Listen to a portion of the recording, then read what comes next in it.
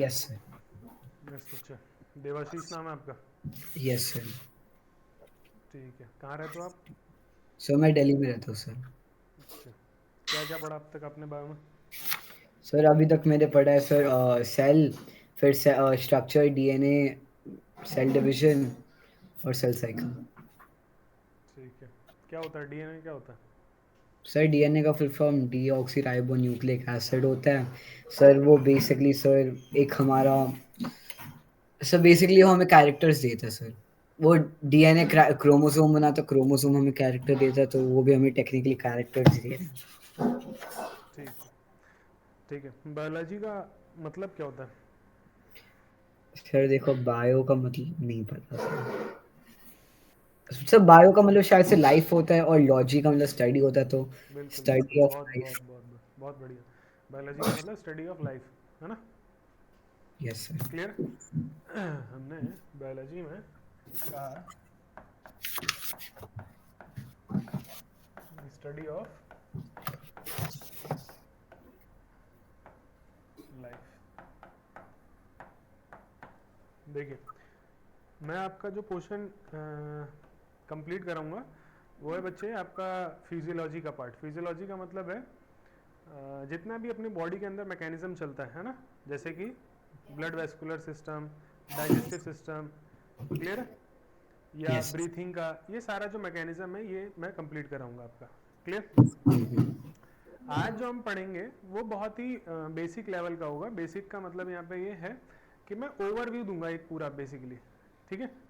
Overview दूंगा, जो properly next class होगी उसमें हम अपना चैप्टर स्टार्ट करेंगे। आज मैं बस आपको ओवरव्यू दूंगा एक। क्लियर।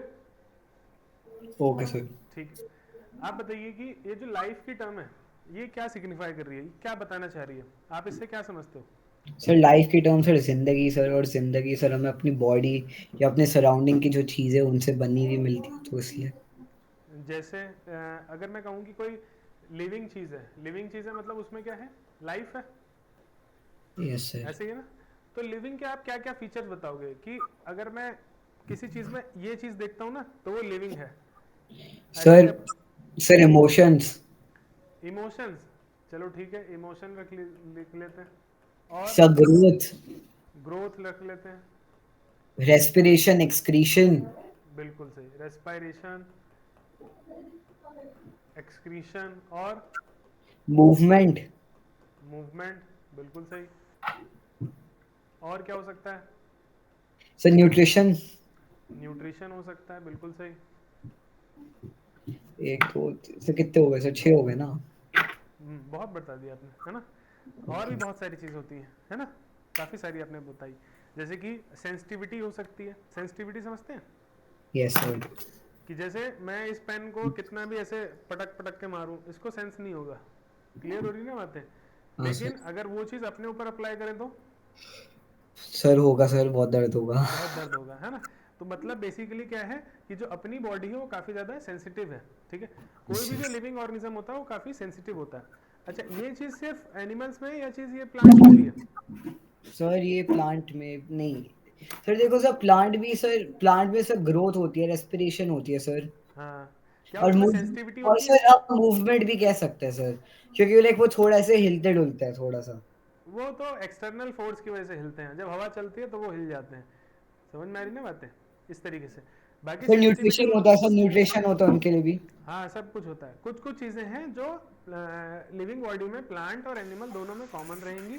कुछ कुछ ऐसी चीज़ें हैं जो सिर्फ प्लांट ही उसको परफॉर्म करता है और कुछ कुछ चीज़ें जो एनिमल ही परफॉर्म करता है। क्लियर? अच्छा, यस। जैसे प्लांट का मैं बता रहा था कि प्लांट में क्या सेंसिटिविटी होती है, तो इसको हम समझने के लिए ऐसे समझ सकते हैं कि मान लेते हैं आपने कोई प्लांट ग्रो करा, ठीक है, और उसको धूप में रखा और पानी नहीं दिया। समझ में आ रही ना बातें? तो क्या वो डैमेज हो जाएगा? हाँ सर। हो जाएगा ना, डैमेज हो जाएगा वो प्लांट, उसकी अल्टीमेटली डेथ हो जाएगी। तो मैं ये कहूँगा कि क्या वो सनलाइट की प्रेजेंस में बहुत ही ज़्यादा सेंसिटिव हो गया और वाटर की रिक्वायरमेंट जो उसकी थी वो उसको मिली नहीं, तो उसकी अल्टीमेटली क्या हो गई? डेथ हो गई। डेफिनेटली। लेकिन इस पेन को पानी दूँ ना दूँ, सनलाइट हो ना हो, ये ऐसे का ऐसे ही क्या है, बना रहेगा। सर क्लियर हो बट रही ना बातें? सर उसको इंक देनी पड़ेगी सर, वरना चल। बिल्कुल, है ना? ये वाली चीज़ समझ में आई? हाँ सर। ठीक है। अब इन्हीं को एक एक टर्म्स को ना ब्रीफली बहुत ही ऊपर ऊपर से हम क्या करेंगे, समझते हुए चलेंगे, और फिर इन्हीं चैप्टर्स को आगे हमें डिस्कस करना है। जो आपका सबसे पहला चैप्टर मेरे ख्याल से एक्सक्रीशन आपको पढ़ना है ना। Yes sir. ठीक है, तो देखिए आपने यहाँ पे बोला था न्यूट्रिशन। न्यूट्रिशन क्या होता है? सर न्यूट्रिशन मतलब लाइक हम ऐसे लाइक वो लेते हैं ना, विटामिन डी, विटामिन ए, अच्छा, लाइक सिर्फ जो विटामिन, हमें सर जो हमारी ग्रोथ में हेल्प करता है सर, वो हमारी बॉडी को बिल्ड करता है ऐसे। बिल्कुल सही है ना। जो हम कंज्यूम करते हैं और कंज्यूम की कंजम्पशन की वजह से जो हमारी बॉडी की जो सेल्स हैं वो उसको यूटिलाइज करती हैं, वो अलग अलग तरीके के प्रोटीन्स बनाती हैं, अलग अलग तरीके के एंजाइम्स बनाती हैं, है ना। सेल जो है उसी मॉलिक्यूल्स को कंज्यूम करके फिर अपनी ग्रोथ करता है, डिवाइड करता है। क्या ऐसा ही होता है ना? क्या हम सब शुरू में जब मदर के वॉर्म में रहे होंगे तो क्या हम ऐसे सिंगल सेल के बने रहेंगे? नहीं सर। है ना, हाँ सर, सिंगल सेल के बने होंगे हाँ। सिंगल सेल के थे। सिंगल सेल से आज हमारी बॉडी में बहुत सारी क्या है, सेल्स क्या है, प्रेजेंट है। समझ में आई? यहां से यहां तक की जो जर्नी है, क्या वो बिना न्यूट्रिशन के पॉसिबल है? No sir. नहीं। तो न्यूट्रिशन की जो भी आप मॉलिक्यूल्स हैं जो डेली लाइफ में क्या करते हैं, कंज्यूम करते हैं, वो अल्टीमेटली किसको चाहिए होता है? सेल को चाहिए होता है। समझ में आ रही है बातें? हाँ जब सर। आपका ये सेल जिसको हम जाइगोट बोलते हैं, जो फर्स्ट सेल होता है उसको क्या बोलते हैं बच्चों? जायगोट। जाइगोट।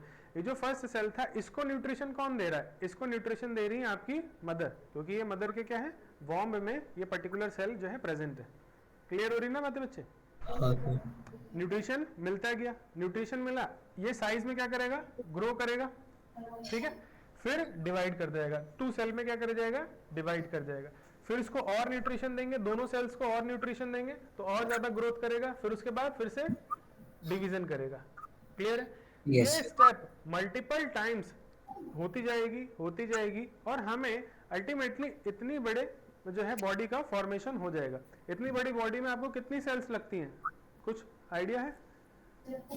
सर मिलियन या ट्रिलियन में होते होंगे। है ना, trillions of cells are present inside our body. Multi cellular organism है, मल्टी सेलुलर जिसमें large number of cells are present. और ये जो नंबर ऑफ सेल्स हैं ये अलग अलग फंक्शंस क्या करती हैं, परफॉर्म करती हैं, है ना। आपने सेल तो पढ़ी होंगी, जैसे क्या ब्लड में कोई सेल होती है? हाँ सर, न्यूरॉन नहीं, हाँ न्यूरॉन्स होते हैं। ब्लड में तो शायद आरबीसी होती है।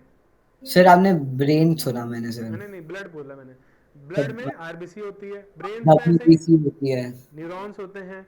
और कौन सी सेल? तो क्या? और कोई सी सेल?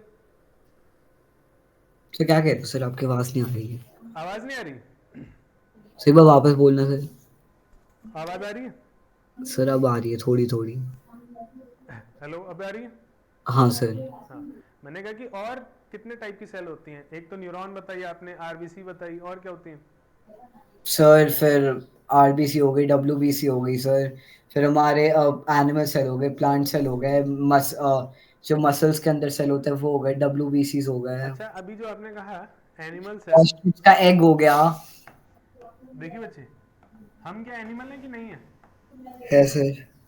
तो जो एनिमल की सेल है, मतलब क्या है इसका, कि जो एनिमल के अंदर पाई जाती है, जो एनिमल के अंदर मिलती होगी। तो एक्चुअल में जो ये आरबीसी है ना, या ये डब्ल्यूबीसी है, क्या ये सब एनिमल सेल ही नहीं है? है सर। है। समझ में आई ना? एनिमल सेल कोई अलग से कैटेगरी नहीं है बच्चे। जो एनिमल के अंदर सेल मिलती हो वो एनिमल सेल है। तो आरबीसी भी एक एनिमल सेल है, डब्ल्यूबीसी भी एक एनिमल सेल है। ऐसे ही जो ब्रेन की सेल है, जैसे न्यूरॉन्स हो गया, है ना, वो भी क्या है, एक एनिमल सेल है। समझ में आई बात? समझ में आई? हाँ सर। हाँ, अलग से कोई सेल नहीं होती। अच्छा, अब न्यूट्रिएंट वाली बात, क्या आरबीसी को, डब्ल्यूबीसी को, न्यूरॉन्स को, या जो हमारी मसल्स की सेल होती हैं, इन सभी को न्यूट्रिशन चाहिए? हाँ सर। है ना, चाहिए। तो हम उसके लिए क्या करते हैं, हमारी बॉडी क्या करती है, न्यूट्रिशन पाने के लिए क्या करती है बॉडी हमारी? सर खाना खाती है। खाना खाती है। खाना जो हम खाते हैं बच्चे, वो माउथ से कंज्यूम करते हैं, और फिर एक ट्यूब होती है उसको बोलते हैं ईसोफेगस। माउथ से कंज्यूम करा और ये हो गई ईसोफेगस। ईसोफेगस के बाद क्या आता है एलिमेंट्री कैनाल में? सर ईसोफेगस के बाद आता है सर वॉइस बॉक्स। ये वाली चीज, ये क्या अच्छा, है? स्टमक। स्टमक, है ना? और स्टमक के बाद क्या आता है बच्चे? सर गॉल ब्लैडर, नहीं नहीं, हाँ। अभी हम जो पढ़ रहे हैं नहीं, ये एलिमेंट्री कैनाल का पाथवे है ना, जिसमें जो सबसे अपर मोस्ट पे ये वाली लेयर है, वो मतलब ये वाला जो पार्ट है, इसको हम इसोफेगस बोलते है ना। ये स्टमक होता है, क्लियर? इसका नाम क्या है? इंटेस्टाइन। इंटेस्टाइन कभी पढ़ा है? दो टाइप का इंटेस्टाइन होता है। सर स्मॉल और लार्ज। बिल्कुल सही, ठीक है। अच्छा, जो हमने फूड कंज्यूम करा, जैसे मान लेते हैं ये फूड है, तो ये काफी ज्यादा क्या है? कॉम्प्लेक्स फूड है। कॉम्प्लेक्स समझते हैं बच्चे? तो मतलब सर ब्रेक डाउन करना हार्ड है, लाइक। हाँ, मतलब इसको सेल ऐसे यूटिलाइज नहीं कर सकती। अगर मैं इस कॉम्प्लेक्स फूड को कहूँ कि सेल तुम इसे यूटिलाइज कर लो, तो कॉम्प्लेक्स फूड को सेल यूटिलाइज नहीं कर सकती, क्लियर? तो इसको क्या करना पड़ेगा? Break down. ब्रेक डाउन करना पड़ेगा। ब्रेक डाउन करने के लिए जो लोकेशन है वो क्या है एक्चुअल में? स्टमक। स्टमक है। तो ये फूड इधर आएगा और यहाँ पे इसका क्या होगा? ब्रेक डाउन होगा। ठीक हो रही ना बात है? इसी ब्रेक डाउन की जो प्रोसेस है उसको हम बोलते हैं बच्चे डाइजेशन। क्या बोलते हैं? डाइजेशन। डाइजेशन। यहाँ पे वो जो कॉम्प्लेक्स फूड था वो किस में कन्वर्ट हो गया? सिंपल फूड में क्या हो गया? कन्वर्ट हो गया। क्या ऐसे ही चल रहा है? यस समझ में आ रही ना सर। बातें? सिंपल फूड, ये खाना डाइजेस्ट हो गया। इसके बाद क्या होता है इसका? सर ये खाना सर फिर ये इंटेस्टाइन में जाता है सर, जहाँ से वो सारे न्यूट्रिएंट्स वगैरह ले लेते हैं। ये ठीक है, ये इंटेस्टाइन में आ गया। अब इंटेस्टाइन के आगे क्या होगा? सर इसमें व्हीली होती है सर, जो लाइक वो बेसिकली इसको लाइक वो क्या कहता है, फूड को न्यूट्रिएंट्स अब्सॉर्ब कर लेती है। एब्जॉर्ब करते, बिल्कुल सही, है ना। तो यहाँ पे कुछ ऐसे फिंगर लाइक स्ट्रक्चर जिनको हम विलाय बोलते हैं, वो क्या करते हैं? इनका फूड का एब्जॉर्प्शन करते हैं। एब्जॉर्प्शन किस चीज में होता है बच्चे? सर इंटेस्टाइन में। नहीं, हम जैसे एब्जॉर्ब कर रहे हैं, समझ में आ रही ना बातें? तो एक जगह से ले रहे हैं तो दूसरी जगह वो जा कहाँ रहा है? सर सी। बताइए। क्या वो जो हमने खाना खाया वो इंटेस्टाइन के बाद जब वो एब्जॉर्ब हुआ, एब्जॉर्ब होने का मतलब क्या है? सर वो हमारे लाइक वो आरबीसी वगैरह में चला गया। मतलब कि वो ब्लड में जा रहा है। किस में जा रहा है? ब्लड में। ब्लड में। समझ में आ रही ना बातें? Yes clear sir. है? यहाँ पे इंटेस्टाइन में जो भी फूड गया, जो सिंपल फूड गया, वो जाता है फिर किसमें? इंटेस्टाइन। इंटेस्टाइन से एब्जॉर्ब होकर किसमें जाता है? ब्लड वेसल्स में। तो यहाँ पे ये विलाय जो है, इनके अराउंड काफी सारी क्या होती हैं? कैपिलरीज। कैपिलरीज जो होती हैं वो क्या होती हैं? बहुत ही फाइन छोटी छोटी ब्लड वेसल्स होती हैं। कैपिलरीज कभी सुनी है कि नहीं सुनी है? सुनिए सर। है ना? बहुत ही फाइन, बहुत ही जिनका डायमीटर कम होता है, ऐसी capillaries around the intestine inside a विलाय present होती हैं। और जब भी फूड एब्जॉर्ब होगा तो इंटेस्टाइन से कहां चला जाएगा? ब्लड के अंदर। अंदर चला जाएगा, ब्लड के अंदर चला जाएगा। ठीक है? अब ये ब्लड के अंदर आ गया, ठीक है? हमारा जो फूड था सिंपल फूड, वो एब्जॉर्ब हो गया, और एब्जॉर्ब होके कहां आ गया? इस ब्लड वेसल के अंदर आ गया। क्लियर है? अब ये ब्लड वेसल इस फूड का क्या करेगा? क्या करेगा सर? बताइए। सर अब ये सर ये बाकी सेल्स में दे देगा सर। बिल्कुल सही, बहुत बढ़िया, है ना। तो इस ब्लड वेसल्स का पूरा क्या होगा? नेटवर्क होगा। ये हर जगह जो है फैलाएगा, इस फूड को हर जगह डिस्ट्रीब्यूट करेगा, है ना। बॉडी में हर जगह डिस्ट्रीब्यूट करेगा, अलग अलग सेल्स को ये न्यूट्रिएंट क्या करेगा? प्रोवाइड करेगा। क्लियर हो रही ना बातें? इस यस। ब्लड वेसल्स का नेटवर्क, एक पार्ट जो है इसका जा रहा होगा किधर? ब्रेन की तरफ, है ना। ब्रेन में ये क्या कर रहा होगा? कौन सी सेल है ब्रेन में? हमने कहा था न्यूरॉन्स। Yes sir. क्या न्यूरॉन्स को भी उस न्यूट्रिएंट की नीड है कि नहीं है? सर है सर, है ना? हाँ। शायद क्या है ना? है। ऐसे ही मसल्स हैं, बॉडी में बहुत सारी मसल्स होती है ना। कॉन्ट्रैक्शन करती हैं, रिलैक्सेशन करती हैं। क्या ये बिना एनर्जी के, बिना न्यूट्रिएंट के पॉसिबल है कॉन्ट्रैक्शन रिलैक्सेशन? No sir. नहीं है। तो क्या जो हमारी मसल्स होती हैं, ये हमने मसल्स ड्रॉ करी हैं बच्चे, है ना, तो जो मसल्स हैं, मसल्स भी अपने आप में किससे बनी है, सेल से ही बनी है। तो क्या मसल की सेल को भी हमें न्यूट्रिएंट प्रोवाइड करना पड़ेगा? क्या न्यूट्रिएंट यहां भी जाएगा?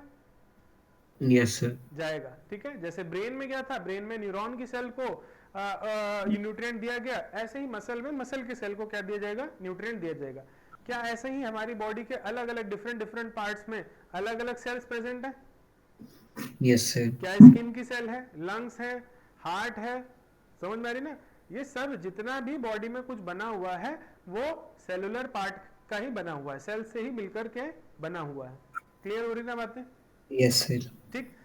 अब सेल इसको क्या करता है, यूटिलाइज करता है। किस लिए यूटिलाइज करता है? सेल न्यूट्रिएंट लेगा तो किस लिए करेगा?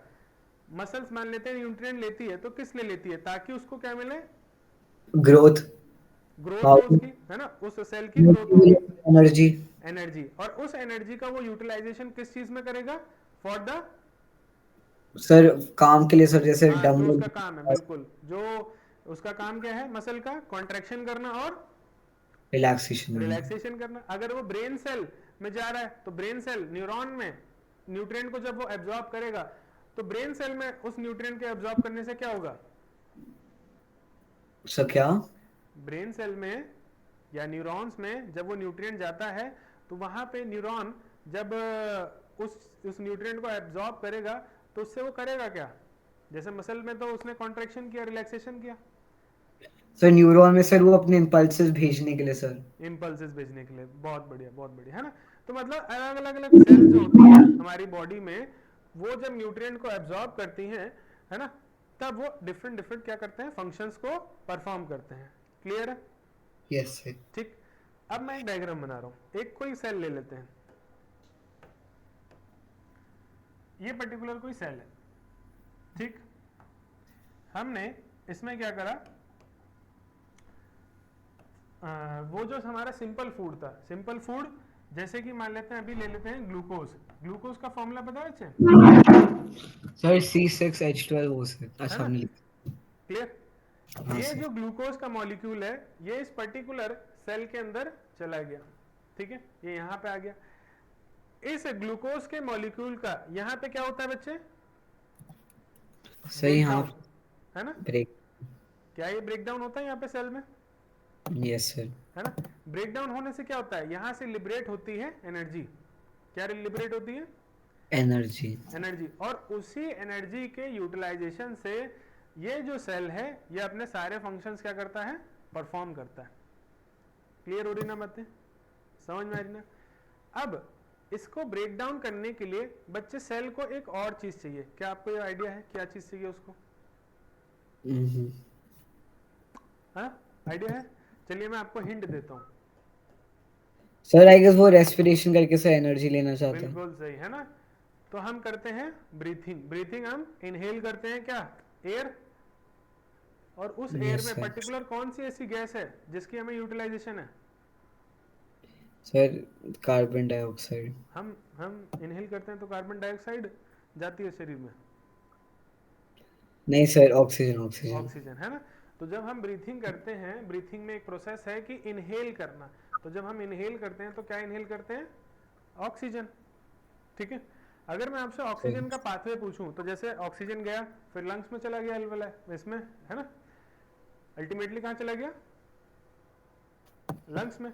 लंग्स के बाद की कहानी क्या है, ऑक्सीजन फिर कहां जाता है, लंग्स के आगे कहां जाता है और कैसे जाता है, सही है, नहीं पता। ये नहीं पता।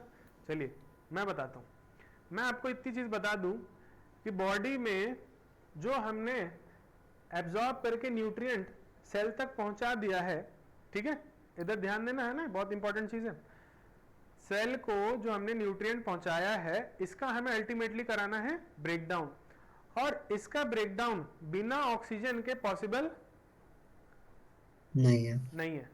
तो हमने जैसे बच्चे यहाँ पे फूड को डाइजेस्ट करा, डाइजेशन के बाद एब्जॉर्प्शन करी, ब्लड में गया, ब्लड से अलग अलग सेल्स में गया, तो क्या इन सेल्स में हमें ऑक्सीजन भी पहुंचानी है? नहीं सर। अभी तो मैंने कहा, एक सेकंड, ऑक्सीजन तो पहुंचाना पड़ेगा ना सर सेल में। है ना, पहुंचाना पड़ेगा। क्यों? क्योंकि मैंने अभी कहा कि इस ग्लूकोज के मॉलिक्यूल का, है ना, ब्रेक डाउन पॉसिबल नहीं है अनटिल अनलेस वहां पे क्या ना आ जाए, ऑक्सीजन ना आ जाए। जब तक ऑक्सीजन नहीं आएगी तब तक इस ग्लूकोज के मॉलिक्यूल का ब्रेक डाउन नहीं होगा। नहीं। क्लियर? तो हम इस सेल तक कैसे ऑक्सीजन पहुंचाएंगे वो देखते हैं। मान लेते हैं कि बैकग्राउंड में मैं इधर की तरफ लंग्स बना देता हूं, है ना, यहां लंग्स बना देते हैं।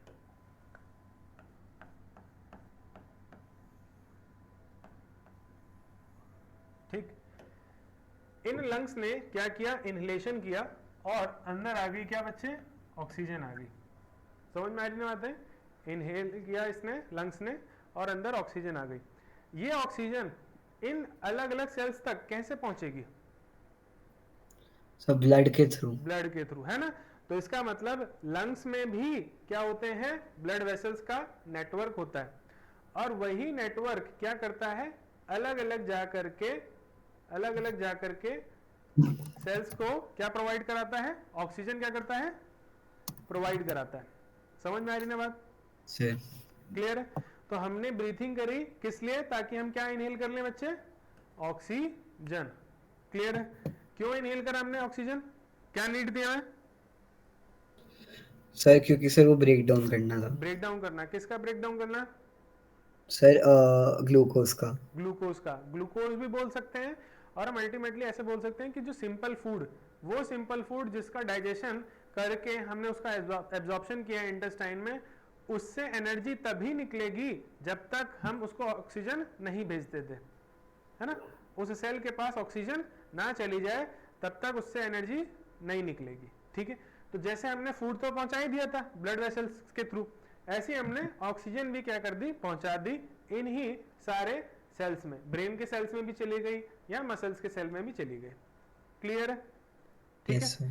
तो यहाँ पे अब नेक्स्ट वाले इसमें मैंने फूड तो भेज ही दिया था, दूसरी साइड से मैंने और क्या भेज दिया, ऑक्सीजन भेज दिया इस पर्टिकुलर सेल में। ये कोई बॉडी की एक सेल है, रैंडम सेल है ना, कोई सी भी सेल हो सकती है। इसको आप अज्यूम कर सकते हो कि ये स्किन की सेल भी हो सकती है, ब्लड की सेल जैसे आरबीसी होता है, डब्ल्यूबीसी, ये सब सेल ही है। क्लियर है?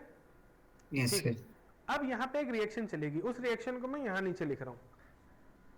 C6H12O6 जब ऑक्सीजन के साथ रिएक्ट करती है तो मैंने कहा कि इससे लिबरेट होता है क्या, एनर्जी। क्या लिबरेट होती है, एनर्जी। एनर्जी लिबरेट होती है।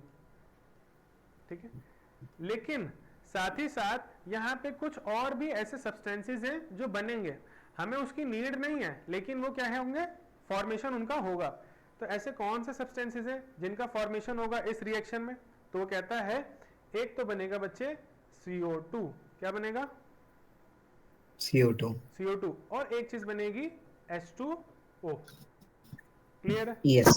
तो हमने इस सिंपल फूड का जो एब्जॉर्प्शन करके इसको सेल में पहुंचाया, इससे हमें निकालनी है एनर्जी, और निकालेंगे कैसे, with the help of O2। O2। जब ये दोनों कंबाइन कर जाते हैं तभी वहां से निकलती है एनर्जी, निकलती है। इसी एनर्जी को हम यूटिलाइज करते हैं और ये सेल अपने सारे काम परफॉर्म करेगी इस एनर्जी की मदद से। क्लियर है? लेकिन आपको नहीं लग रहा कि ये जो दो प्रोडक्ट हैं इसी रिएक्शन के, ये जो दो प्रोडक्ट हैं CO2 और H2O, इनकी हमें रिक्वायरमेंट है कि नहीं है? सर आई गेस इनकी रिक्वायरमेंट है। CO2 आपको लगता है कि बॉडी में रिक्वायरमेंट है, या फिर इसको बाहर निकालने की जरूरत है?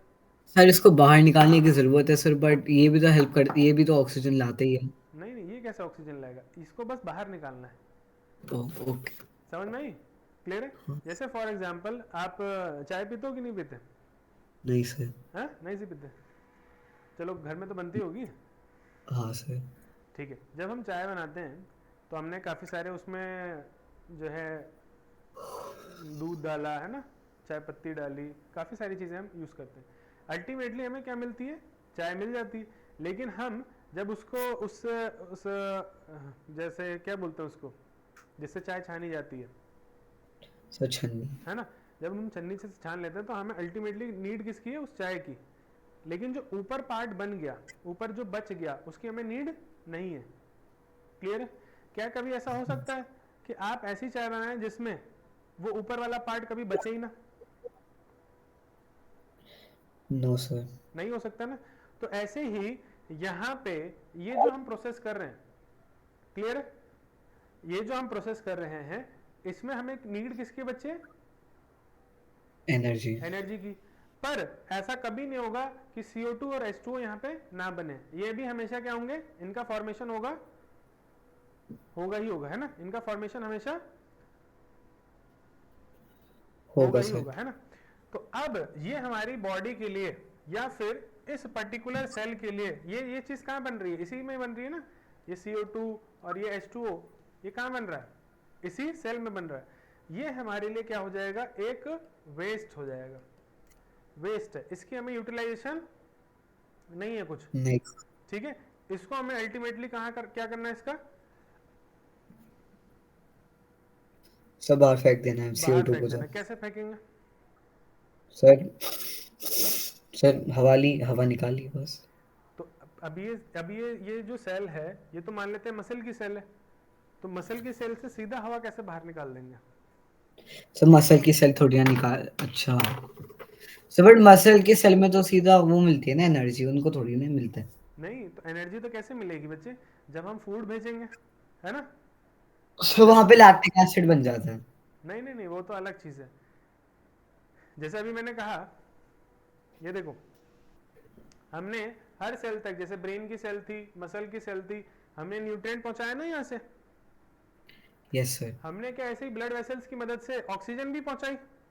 हाँ। तो क्या हम ब्लड वेसल्स की मदद से ऑक्सीजन यहाँ से निकाल भी, ओ सॉरी, CO2 निकाल भी सकते हैं, CO2 हाँ सर। है ना। जैसे हमने ली थी वैसे ही हम दूसरी ब्लड वेसल में क्या करेंगे, CO2 को डाल देंगे। Yes sir. समझ में आ रही ना बातें, क्लियर है, हाँ। कि इस तरीके से जैसे ये पर्टिकुलर कुछ सेल्स हैं, ये बॉडी की कुछ सेल्स हैं, और यहां से एक ऐसी ब्लड वेसल आ रही है जो लेके क्या आ रही है बच्चे, ऑक्सीजन लेके आ रही है,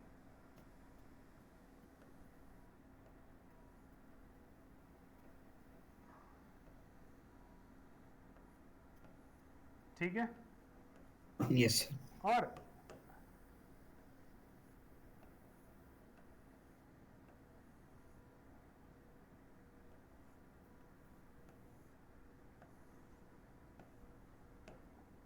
ये देखिए, ये ब्लड वेसल ऐसी थी जो ऑक्सीजन लेके आ रही है, O2 लेके आ रही है, ठीक है। इस ब्लड वेसल ने क्या बनाई, काफी सारी कैपिलरीज बना दी। कैपिलरीज समझते हो ना बच्चे, छोटी यस। छोटी फाइन ब्लड वेसल्स हैं, बहुत ही पतली पतली। इन कैपिलरीज से ऑक्सीजन क्या होगा, यहाँ से बाहर निकलेगा और किधर चला जाएगा, अलग अलग सर ये चला जाएगा। अलग अलग सर सेल्स में। जो वेन होता है सर, वेन में वो डीऑक्सीजनेटेड ब्लड होता है। हाँ, पर अभी जो है पहले सेल इसको यूटिलाइज करेगा ना। हाँ सर। ये एक ऐसा ब्लड है जिसमें ऑक्सीजन है, तो ये ऑक्सीजनेटेड ब्लड हो गया, यस सर। ठीक। और ये ऑक्सीजन चाहिए किसको, अल्टीमेटली किसको चाहिए, ये हमारी बॉडी की जो अलग अलग सेल्स सेल्स। हैं। तो सेल्स क्या कर लेंगी, इन ऑक्सीजन को यूटिलाइज करेंगे, है ना। यूटिलाइज करती कैसे हैं, ये क्या करती है एक्चुअल में, ऑक्सीजन का रोल क्या है बच्चे, फूड सब को ब्रेक ना। ब्रेक डाउन करना, ठीक हो रही ना बातें। अब सेल में क्या आपको लगता है कि वहां पे CO2 बन रही होगी, नहीं सर। बन तो CO2। नहीं, अभी तो बनी थी, अभी तो यस बनी, सर। अभी तो हमने पढ़ा था ना कि जब वो रिएक्शन होती है, जब ये रिएक्शन होती है ब्रेकडाउन वाली, ये ब्रेकडाउन वाली जो रिएक्शन है, तो इसमें एनर्जी तो निकलती ही निकलती है, साथ ही साथ क्या बनता है, CO2। CO2 और प्लस वाटर। वाटर। क्या ये हमारे लिए वेस्ट सर हाँ। है ना। और ये प्रोसेस, ये पूरी प्रोसेस ये चल कहाँ रही है, क्या ये सेल के अंदर चल रही हाँ सर। है ना। तो इस सेल में क्या CO2 पड़ा हुआ है, हाँ सर। और क्या इसको यहां से बाहर निकालना हाँ सर। है ना। तो देखिए, जिन जिन सेल ने ऑक्सीजन लिया, ऑक्सीजन ले करके फूड का ब्रेकडाउन किया, उन उन सेल ने फिर से वापस क्या बना दिया, CO2, और साथ साथ क्या बनाया, H2, ओ। ठीक है। वो वापस से कैसे निकलेंगे बॉडी से, तो सेल क्या करेगी, इन वेसल्स में CO2 को डाल देगी। ये CO2 जा रहा है बच्चे, समझ में आ रही ना बातें? Yes clear? सर। CO2 इधर आ गया,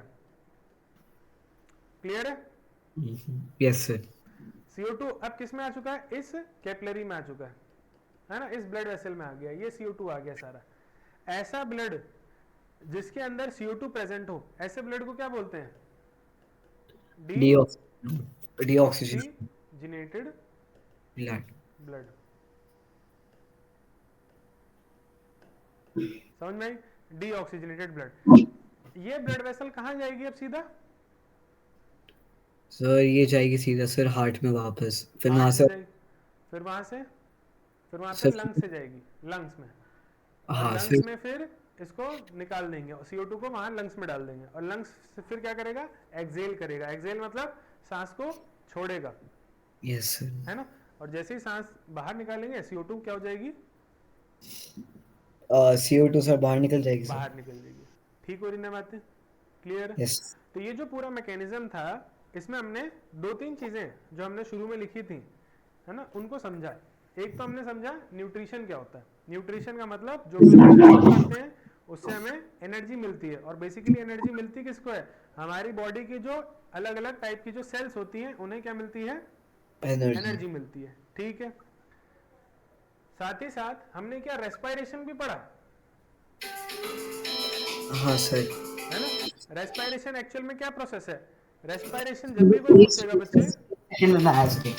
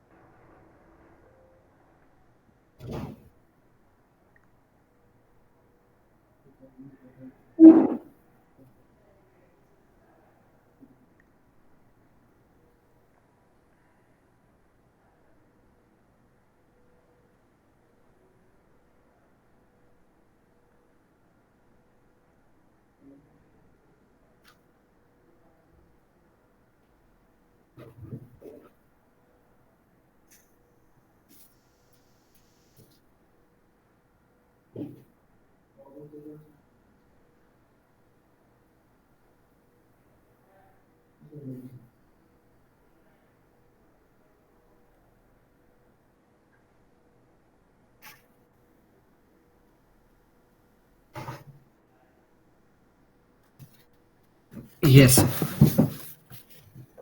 यस। तो मैंने कहा कि रेस्पायरेशन का मतलब क्या होता है, अभी जो हमने थोड़ी देर पहले डिस्कस किया। तो सर रेस्पायरेशन, रेस्पिरेशन का मतलब होता है सर ऑक्सीजन को अंदर ले, सर ऑक्सीजन और CO2 को अंदर लेना नहीं, सर बेसिकली लाइक हवा को अंदर लेना जिसमें हवा के अंदर ऑक्सीजन और CO2 होता है सर। देखो सर मैं एक क्वेश्चन है सर, दो, एक मेरा क्वेश्चन है सर कि हमारी जैसे सर हम एयर को लेते हैं ना सर, तो सर उसमें तो ऑक्सीजन वगैरह सब आ जाता है सर, तो नाइट्रोजन क्यों नहीं आता? उसमें हमारे ब्लड के अंदर कैपेसिटी नहीं है। जैसे ऑक्सीजन को लेने के लिए हमारे पास एक मॉलिक्यूल होता है, उसको बोलते हैं हीमोग्लोबिन। Haemoglobin, yes. ग्लोबल। ठीक है। तो हीमोग्लोबिन के साथ ऑक्सीजन क्या कर जाता है, बाइंड कर जाता है। नाइट्रोजन वगैरह या जो यस। अदर गैसेस होती हैं वो इस मॉलिक्यूल के साथ बाइंड नहीं कर सकती, ठीक है। तो जब हम यस सर। कंज्यूम करते हैं एयर को, तो उसमें बहुत सारी गैसेस होती हैं, मिक्सचर ऑफ गैसेस होती हैं, वो लंग्स तक अंदर तक जाती हैं, लेकिन लंग्स से फिर ब्लड वेसल में वही जाएगी जो हीमोग्लोबिन से बाइंड हो पाएगी, ठीक है। Okay clear? हीमोग्लोबिन अगर आपको पता हो तो वो कहाँ होता है, सर वो RBCs में होता है सर। हाँ, ये ब्लड वेसल है, ब्लड वेसल के अंदर ये आरबीसी है, और आरबीसी के अंदर ऐसे छोटे छोटे क्या होते हैं, मॉलिक्यूल्स होते हैं, किसके, हीमोग्लोबिन के। समझ में आ रही ना? इस यस सर। पर्टिकुलर जगह पे आरबीसी के अंदर ये हीमोग्लोबिन है, ठीक है। तो हीमोग्लोबिन के मॉलिक्यूल के साथ बाइंडिंग हो जाती है किसकी, ऑक्सीजन की, ओके। ठीक है। फिर ये हीमोग्लोबिन क्या करता रहता है, इसको ट्रांसपोर्ट करता रहता है, जहां भी लेके जाना है, मतलब अलग अलग सेल्स तक लेके जाना है। अभी हमने देखा कि जो ब्लड है हमारा, वही क्या करता है, ऑक्सीजन को अलग अलग जगह ट्रांसपोर्ट कराता रहता है ना। Yes sir. ठीक है, नाइट्रोजन इससे बाइंड नहीं हो पाता, इसी वजह से नाइट्रोजन ब्लड में नहीं जाता। क्लियर है? तो बेसिकली वो हीमोग्लोबिन के साथ कुछ नहीं करता इसलिए। हाँ, ठीक। अब आ जाते हैं ओके फिर से सर। वापस। मैंने कहा था कि रेस्पायरेशन, आपने कहा कि रेस्पायरेशन का मतलब है यहाँ पे ऑक्सीजन को लेना, है ना, और CO2 को बाद में एक्सहेल कर लेना। तो फिर ब्रीथिंग का मतलब क्या है? अभी मैंने यहाँ टर्म लिखी है ना, ब्रीथिंग, इसका मतलब क्या है? सर सांस अंदर लेना सर। तो फिर रेस्पायरेशन नहीं का रुक जा मतलब? Sir, respiration. सर ब्रीदिंग का ये मतलब है रेस्पिरेशन का सर खाने को ब्रेक डाउन करना टू प्रोवाइड एनर्जी। बिल्कुल बिल्कुल बिल्कुल, है ना। तो अब आप अपने पॉइंट पे आए हो, है ना। तो जो मैंने ये रिएक्शन लिखी है बच्चे, ये वाली जो रिएक्शन लिखी है, ये रिएक्शन ब्रीथिंग की है कि रेस्पायरेशन की है? सही है सर, ये रेस्पिरेशन की है। रेस्पायरेशन की है ना। और ब्रीथिंग का मतलब है ये इनहेल करना, ये इनहेल, एक्सहेल, ये ब्रीथिंग है बस, है ना। जो एयर यस सर। लंग्स तक जाए और लंग्स से फिर वापस आ जाए, इसको हम बोलते हैं नॉर्मल ब्रीथिंग। लेकिन रेस्पायरेशन का मतलब ये है कि जो प्रोसेस है वो सेल के अंदर चलती है, सेल के अंदर O2 की प्रेजेंस में फूड का ब्रेकडाउन होता है और उससे एनर्जी का लिबरेशन होता है, वो प्रोसेस बच्चे रेस्पायरेशन कहलाती है। क्लियर हो रहा है मैम? Yes sir. ठीक है, चलिए। तो हमने यहाँ पे ये समझ लिया, न्यूट्रिशन समझ लिया, रेस्पायरेशन समझ लिया, है ना। अभी हमें एक और चीज समझनी है, उसका नाम है एक्सक्रीशन, जो हमारा मेन टॉपिक होगा, है ना, जो हम नई क्लास में स्टार्ट करने वाले हैं। समझ में आ रही है बातें? Yes sir. देखिए, एक्सक्रीशन आप क्या समझते हो, क्या होता है? सर बेसिकली सर हम जब अपनी फीसेस को निकालते हैं बॉडी से। चलिए, ये आपने अच्छा करा बता दिया। इसी बात पे मैं आपको दो वर्ड्स बताता हूँ। एक होता है एक्सक्रीशन और एक होता है इजेशन। बताइए, दोनों में डिफरेंस है कुछ? सर मुझे डाइजेशन नहीं पता सर, और ना नहीं सर, डिफरेंस मुझे नहीं पता सर। वैसे होता सर, इतना पता सर, बट नहीं पता। अच्छा, अभी अभी अभी समझ लेते हैं, है ना। अरे अरे अरे, वो सर कहाँ चला गया? ये रहा। ये बच्चे, हमने फूड को डाइजेस्ट किया था, जो सिंपल फूड था हमने उसको एब्जॉर्ब कर लिया था, है ना। Yes sir. जो बाकी अनडाइजेस्टेड फूड था उसका क्या होगा? वो यहाँ से, ये जो अनडाइजेस्टेड फूड है, ये यहाँ से क्या होगा, एनएस के थ्रू आउटसाइड द बॉडी जाएगा, है ना। Yes sir. इसी अनडाइजेस्टेड फूड को जो आप बोल रहे हो वो फीसिस है, फीकल मैटर जिसे बोलते हैं, ऐसे ही है ना। हम्म। तो प्रोसेस, ऐसी प्रोसेस जिसमें हम अनडाइजेस्टेड फूड या फीसिस को बाहर निकालते हैं, उस प्रोसेस का नाम बच्चे इजेशन होता है, ना कि एक्सक्रीशन होता है। समझ में आई बात मेरी? मैंने दो टर्म्स लिखी है यहाँ पे, एक्सक्रीशन और इजेशन। तो इजेशन का मतलब है बॉडी से, है ना, removal of sir removal of faeces faeces. From the body, yes है ना। सर। किसके थ्रू? Through sir anus. Through anus. ठीक है, इसका मतलब होता है इजेशन। क्लियर हो रही ना बातें? कभी भी इजेशन या फीकल मैटर के रिमूवल को इस एक्सक्रीशन के वर्ड से कंफ्यूज मत करिएगा। समझ में आ रही ना बातें? ठीक है। अब आप सोचिए कि एक्सक्रीशन क्या होता है। Sir excretion sir I guess अच्छा पसीना हो सकता है सर। पसीने में हाँ एक्सक्रीशन होता है, लेकिन एक चीज आप भूल रहे हो, क्या बॉडी? रिमूवल और व्यू दिया। हाँ हाँ हाँ, बिल्कुल सही, है ना। अब आ गया पॉइंट पे। तो यहाँ लिखेंगे रिमूवल ऑफ, यूरिया। हाँ यूरिया। तो आप जैसे अभी बताता हूँ मैं क्या होता है।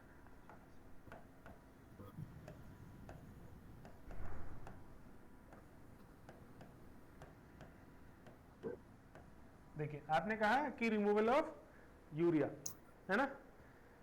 Yes sir. यूरिया एक तरीके का क्या होता है बच्चे, नाइट्रोजिनस वेस्ट होता है। क्या होता है? Nitrogenous waste.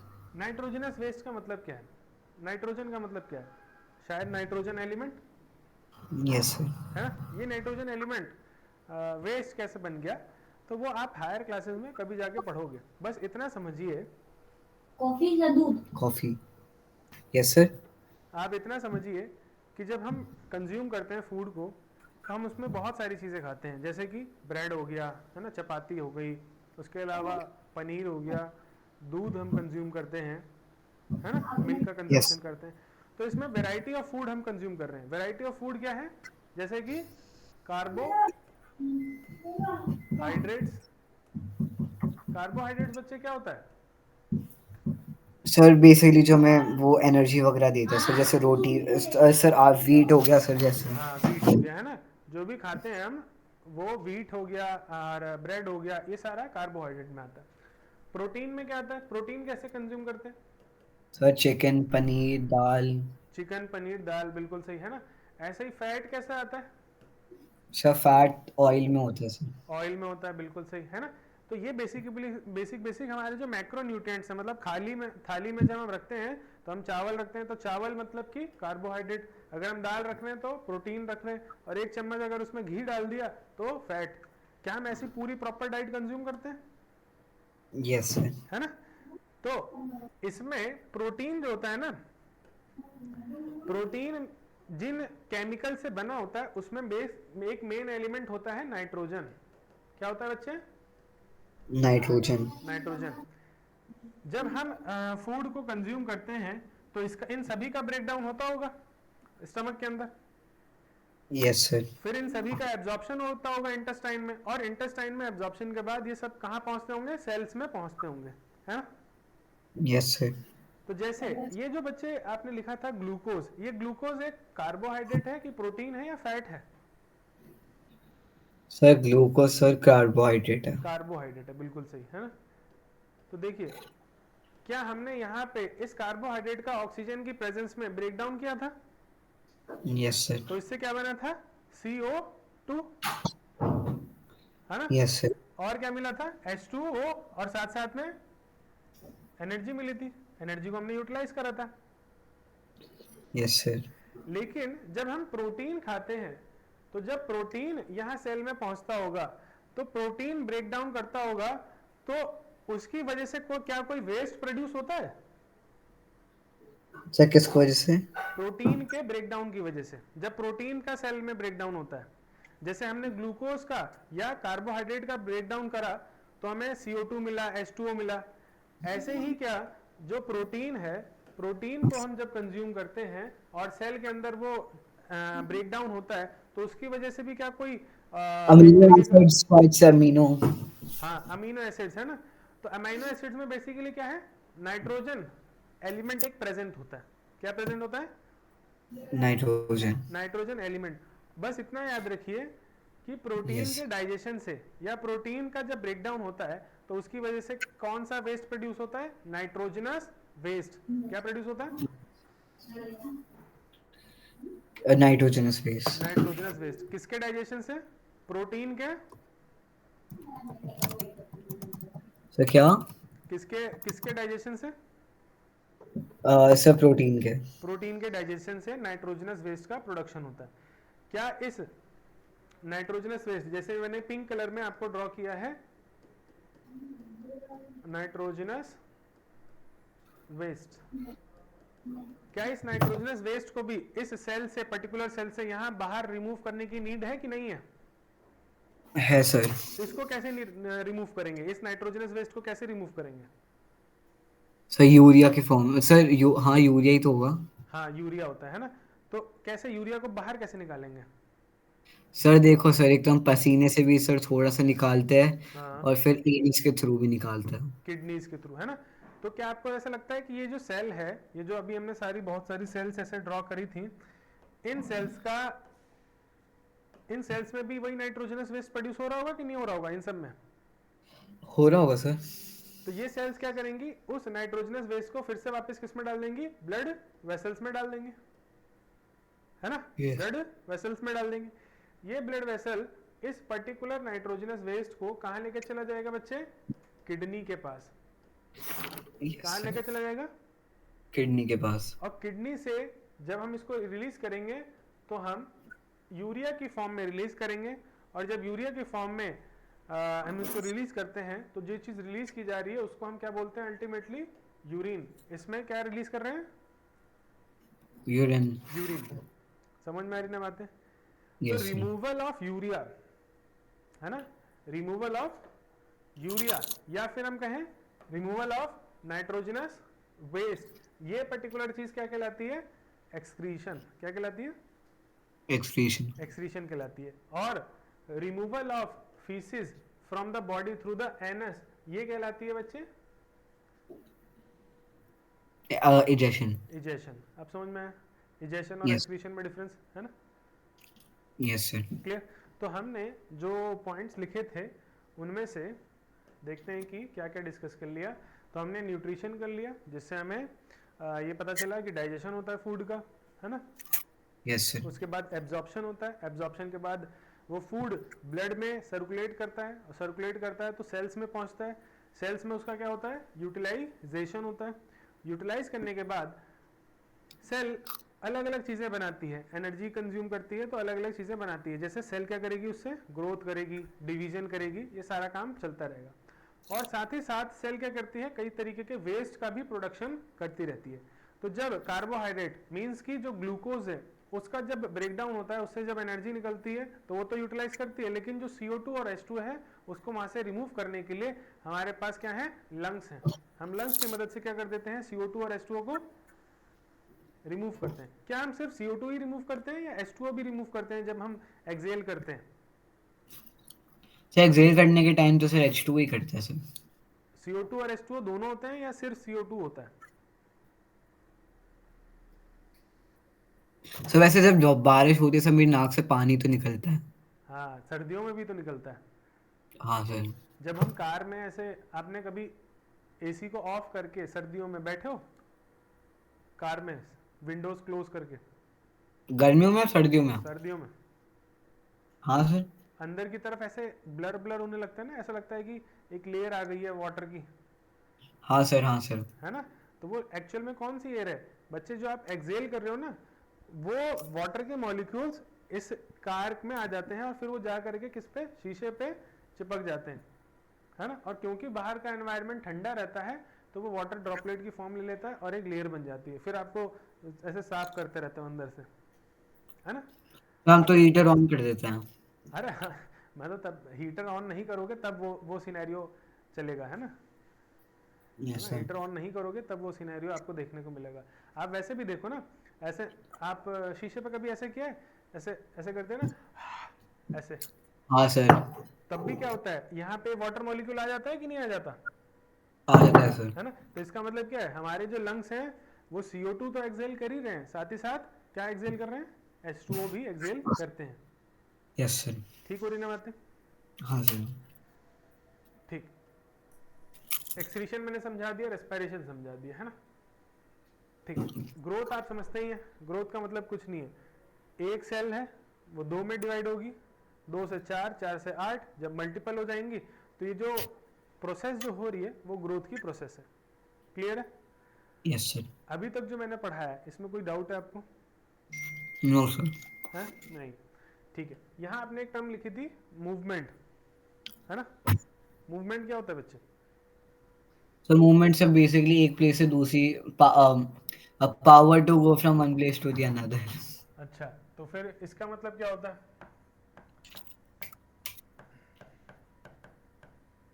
ये इसका मतलब क्या होता है, मैं नहीं पता लोकोमोशन। सर, क्या रियली डोंट नो। क्या ये मूवमेंट है, हाँ सर। तो इसमें तो वन प्लेस से अनदर प्लेस में तो मैं जा ही नहीं रहा। तो जाते हो सर यहाँ से यहाँ, यहाँ से अरे यहाँ। मतलब पूरी बॉडी थोड़ी जा रही है, हम तो पूरी बॉडी के रिस्पेक्ट में बात करेंगे ना,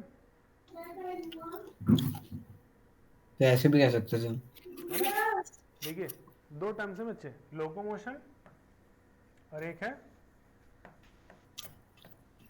मूवमेंट। ठीक है, मूवमेंट का मतलब होता है एट रेस्ट, आप जब खड़े हैं, है ना, रेस्ट पोजीशन में है, और इस समय पे जैसे मैं बोल रहा हूं तो यहाँ माउथ का मूवमेंट हो रहा है, अभी मैं लिख रहा हूं तो हैंड का मूवमेंट हो रहा है, यस सर। लेकिन मैं एक ही पॉइंट पर खड़ा हूं। समझ में आ रही ना, ये जो पर्टिकुलर चीज है ये क्या है, मूवमेंट। मूवमेंट है। और लोकोमोशन, लोकोमोशन का मतलब क्या है कि यहाँ लोकेट कर जाना, लोकेट समझते हो, from one place to another. Another place, one place to another place, हम क्या कर रहे हैं, ये लोकेट कर रहे हैं, इसे बोलते हैं लोकोमोशन। तो मूवमेंट का से एक बार मूवमेंट का वापस पता समझ नहीं आया इतना। मूवमेंट का मतलब है जैसे एक पोजीशन पे खड़ा हो गया, हाँ सर। अब मैं ये मूवमेंट कर रहा हूँ, ठीक है, अगर मैं ऐसे एक्सरसाइज कर रहा हूँ तो ये मूवमेंट कर रहा हूँ, पर अपनी पोजीशन से नहीं हिल रहा। अपनी पोजीशन मतलब ये जो सेंटर मैं जहाँ पे खड़ा हूँ यहाँ से हिल नहीं रहा। समझ में आ रही ना बातें, हाँ लेकिन सर। अगर मैं यहाँ से इधर हो गया तो ये मैं क्या कर रहा लोकोमोशन। हूँ, ये लोकोमोशन कर रहा हूँ। समझ में आ रही ना, यस सर। ठीक है। तो मूवमेंट एट रेस्ट रह करके आप इधर उधर जब कोई भी हैंड का मूवमेंट कर रहे हैं, लेग्स का मूवमेंट कर रहे हैं या माउथ का मूवमेंट कर रहे हैं तो वो मूवमेंट होती है, बट अदरवाइज ये क्या होता है, लोकोमोशन, जब हम एक पोजीशन से दूसरी पोजीशन की तरफ जाते हैं। ठीक है, सर। क्लियर। और बताइए, तो ये मूवमेंट भी हमने यहाँ पे डिस्कस किया। बाकी इमोशंस तो देखिए सिर्फ किस में होते हैं, ह्यूमंस में होते हैं, है ना, थोड़ा बहुत और भी अदर एनिमल्स में होते हैं, वो कम होते हैं। क्लियर है, एनिमल्स में होते हैं, और जो प्लांट्स वगैरह होते हैं इनमें इमोशंस नहीं होते। ठीक है, सर। क्लियर। तो अभी तक जितने भी हमने पढ़ा है इसमें समझ में आया कि नहीं आया आपको, आया सर। है ना। अभी आप कौन सी क्लास में हो, सर मैं अभी 10th में हूँ। 10 में, और आपके एग्जाम्स कब है, सर ये April 7th। ये आपके फाइनल एग्जाम्स हैं 10th के। नहीं सर, मेरे पहले एग्जाम यूटीज। अच्छा, और ये 10th क्लास आपकी ख़त्म कब होगी, सर मेरी अगले साल होगी सर, फेब में। नहीं, जब मेरे बोर्ड्स हो जाएगी, like March and March star, mid मार्च में। ओके, ठीक है। तो आप आगे चल करके क्या ऑप्ट करना चाहते हैं, जेई के लिए या नीट के लिए। सर अभी तक तो डिसाइड नहीं किया सर। अच्छा, तो आपके फ्रेंड्स वगैरह उनके सर उनका क्या है। मैंने सर अभी मैंने तो उनको देखा नहीं सर, उनसे मैंने पूछा भी नहीं सर, क्योंकि सर अगर मैंने उनसे पूछ लिया तो अगर वो जो कर रहे हैं फिर तो मैं भी वो करूँगा, और मुझे अगर मजे नहीं है फिर तो बेकार है ना। तो अभी आप स्कूल नहीं गए, अभी आपने देखा नहीं अपने फ्रेंड्स को। सर देखा तो ऐसे, बट अभी तक पूछा नहीं सर क्या करेंगे 10th तक, 10th के बाद, क्योंकि सर उनको भी नहीं पता। अच्छा, अभी आपका इंटरेस्ट नहीं आ रहा किसी चीज़ में। सर इंटरेस्ट ऐसे नहीं है सर, कभी फिजिक्स अच्छी लगती है, कभी बायो अच्छी लगती है। तो फिजिक्स तो आपको देखो दोनों में पढ़नी पड़ेगी उसमें। और सर कभी तो ऐसा लगता है सर सारे सब्जेक्ट्स एग्जिस्ट ही क्यों करते हैं, तो सर ठीक है, कुछ कह नहीं सकता सर मैं। अच्छा, चलिए कोई नहीं, ठीक है। अभी हम एक्सक्रीशन में हमने इतना समझ लिया। मैं आपको बहुत बेसिक सी चीज़ बता दूं कि हमने कहा था removal of nitrogenous waste is called excretion. जो नाइट्रोजनस वेस्ट होता है ना,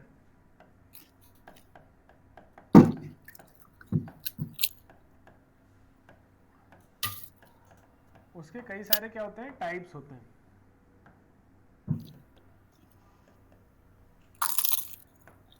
तो एक तो था यूरिया, है ना, जो हमने डिस्कस किया। हमारी बॉडी से क्या रिलीज होता है बच्चे, यूरिया। यूरिया। यूरिया क्या है, एक टाइप का नाइट्रोजन वेस्ट था। नाइट्रोजनस वेस्ट है। ऐसे ही एक होता है अमोनिया, फिर अमोनिया कहाँ से निकलता है? ये भी सेल ही प्रोड्यूस करती है, ये भी सेल ही प्रोड्यूस करती है। एक्चुअल में होता क्या है बच्चे, सेल अमोनिया ही प्रोड्यूस करती है। ठीक है, हम्म। सेल जो है अमोनिया ही प्रोड्यूस करती है। अमोनिया का कन्वर्जन यूरिया में होता है, और वो किस ग्लैंड, किस ऑर्गन में होता है, तो हम हायर लेवल पे पढ़ते हैं कि ये जो कन्वर्जन है अमोनिया से यूरिया का, वो लिवर जैसे, लिवर जो ऑर्गन है ना हमारा, जो लिवर ग्लैंड है, उसमें इसका कन्वर्जन होता है। तो हमारी सेल्स जो प्रोड्यूस करती हैं वो अमोनिया ही प्रोड्यूस करती हैं। समझ में आ रही ना? अमोनिया का फुल फॉर्म तो नहीं, मतलब ऐसे केमिकल फॉर्मूला ऐसे ये है। समझ में आ रही ना बातें? इस यस तरीके सर। से तो ये अमोनिया ही प्रोड्यूस करता है। इसमें देखिए बच्चे, ये नाइट्रोजन प्रेजेंट है ना, ये देखिए, है ना, नाइट्रोजन प्रेजेंट है, इसीलिए हम इसको नाइट्रोजनस वेस्ट बोलते हैं। ठीक। और ये लिवर यस। के अंदर जाकर के यूरिया का क्या करती है, प्रोडक्शन करती है। ठीक। सर एक बस एक बार ऑक्स पानी लेके आया सर, बस एक सेकंड सर। हाँ।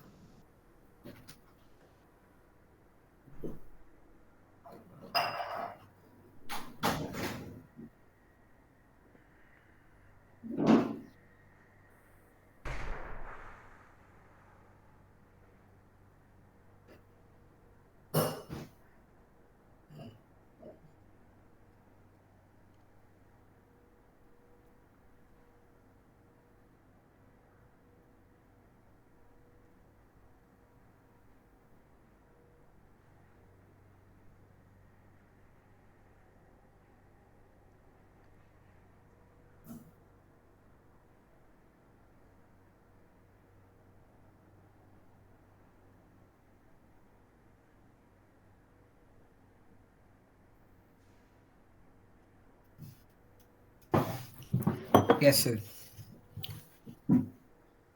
ठीक है।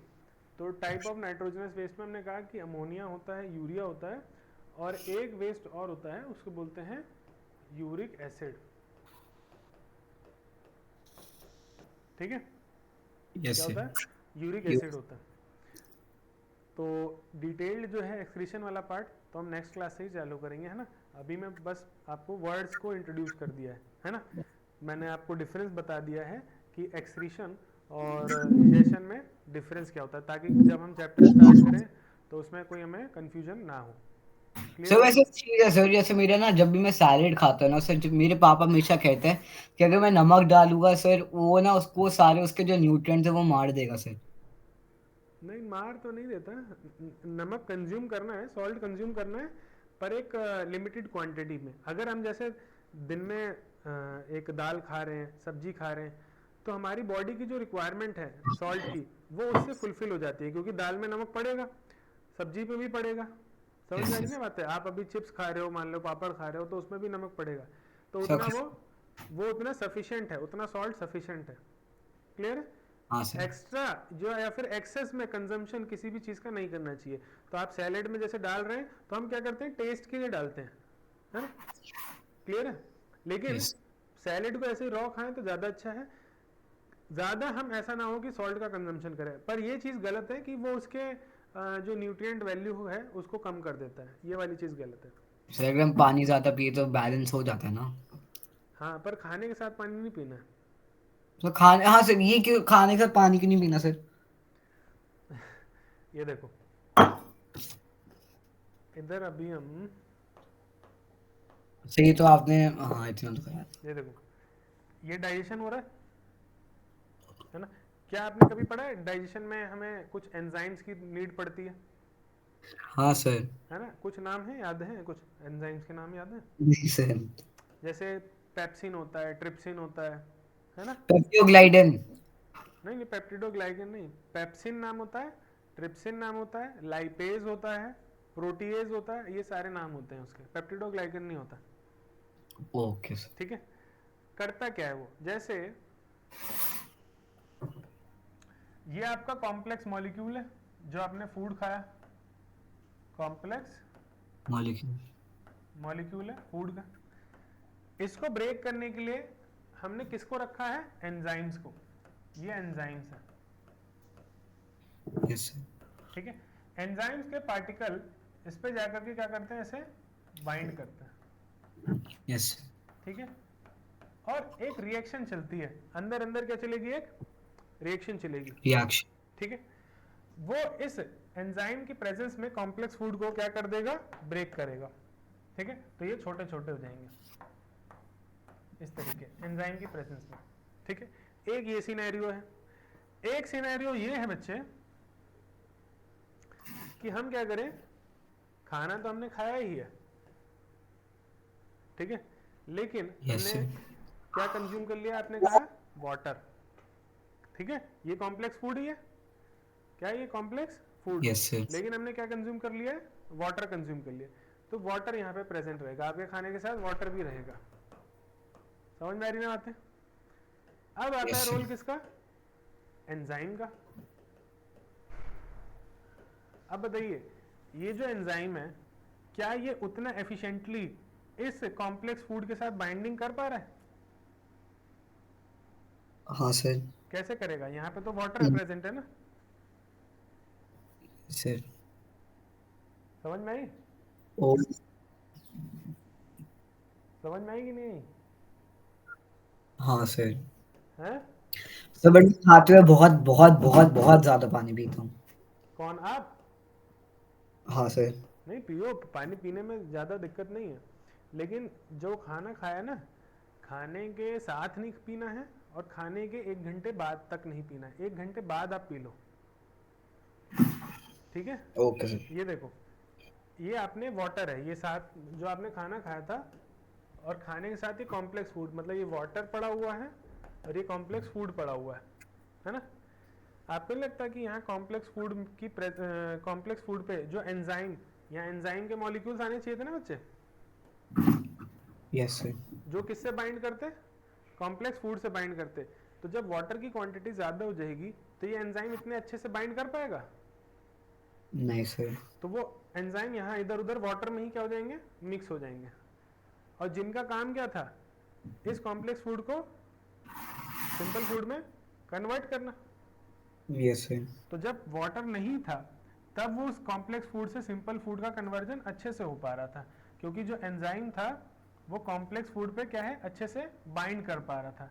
अब क्योंकि आपने क्या कर लिया है, वाटर का इनटेक कर लिया है, तो वाटर के इनटेक की वजह से, है ना, वाटर के इनटेक की वजह से जो एंजाइम्स हैं वो आपके फूड पे अच्छे से बाइंडिंग नहीं कर पाएंगे।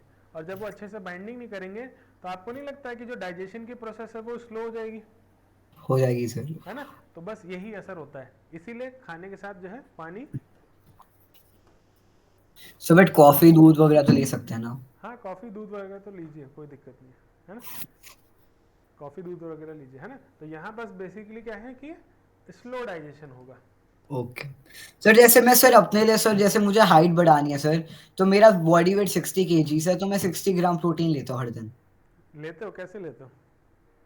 सर देखो सर, एक तो मैं ना सर 3 गिलास तो दूध पीता हूँ सर। कब कब। सर सुबह शाम दिन। अच्छा, और।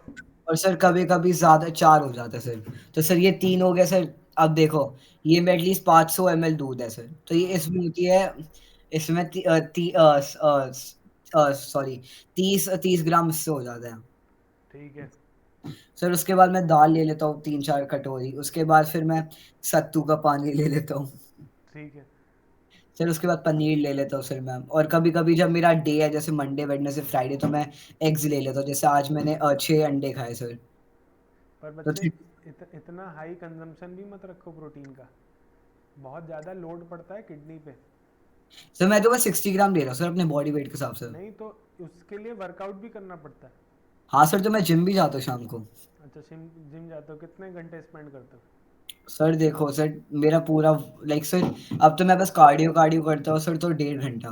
अच्छा, नहीं तो फिर ठीक है, अगर आप जिम जा रहे हो और कंजम्पशन कर रहे हो प्रोटीन का, तो फिर ठीक है। अगर मैंने तो ये सोचा था कि अगर आप सिर्फ प्रोटीन प्रोटीन कंज्यूम कर रहे हो और कोई वर्कआउट नहीं कर रहे, तो वो फिर आपकी बॉडी पे जो है नेगेटिव इफेक्ट डालेगा। सो बट सर इससे हाइट तो बढ़ जानी चाहिए ना सर। बढ़ जाएगी, तो अभी आपकी एज ही क्या है बच्चे। सर 14 साल है सर। हाँ, तो अभी तो 17 तक बढ़ेगी, 18 तक बढ़ेगी, अभी से हाइट बढ़ाने की क्या नीड है। सर बट जरूरत तो है सर। अरे ज़रूरत है बच्चे, लेकिन वो बढ़ेगी अपने समय के साथ ना, अपने समय के साथ बढ़ेगी ना। जब आप 14 प्लस और 18 प्लस जब हो जाओगे, तब आपको एक्चुअल में जो हाइट आएगी ना, वो आपकी एक्चुअल हाइट होगी। अभी तो आप बच्चे ही, तो 14 साल क्या होता है, कुछ नहीं होता।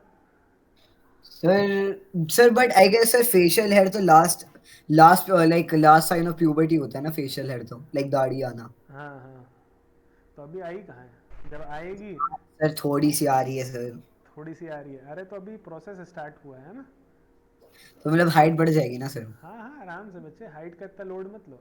आप क्योंकि वर्कआउट कर रहे हो ना, तो वर्कआउट करने से ऑटोमेटिकली हाइट बढ़ेगी। बस ये है कि अपने ऊपर ना बहुत ज़्यादा ऐसा वो क्या बोलते हैं उसको, फियर। मतलब ऐसी एक्सरसाइज मत करना जिसपे बॉडी पे वेट ऐसा ऐसे ले रहे हो आप, समझ रहे हो ना, इस तरीके का एक्सरसाइज मत करना। सर मैं वो अभी वेट्स नहीं करता था हाँ वो सर। हाइट को, हाँ वो हाइट को सप्रेस करेगा। क्लियर ओ, है? बस कार्डियो कार्डियो करना, बाकी चीज़ें मत करना, अभी वेट वगैरह मत यूज़ करना। Okay sir. हाँ वो सप्रेस करता है हाइट को।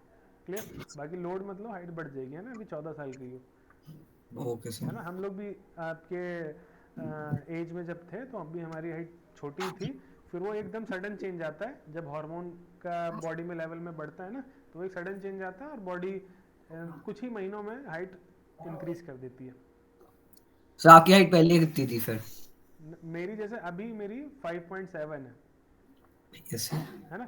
तो जब मैं मतलब 14 8 का रहा हुआ, तो मेरी करीब 4.5 या थोड़ा सा उससे ऊपर ही थी।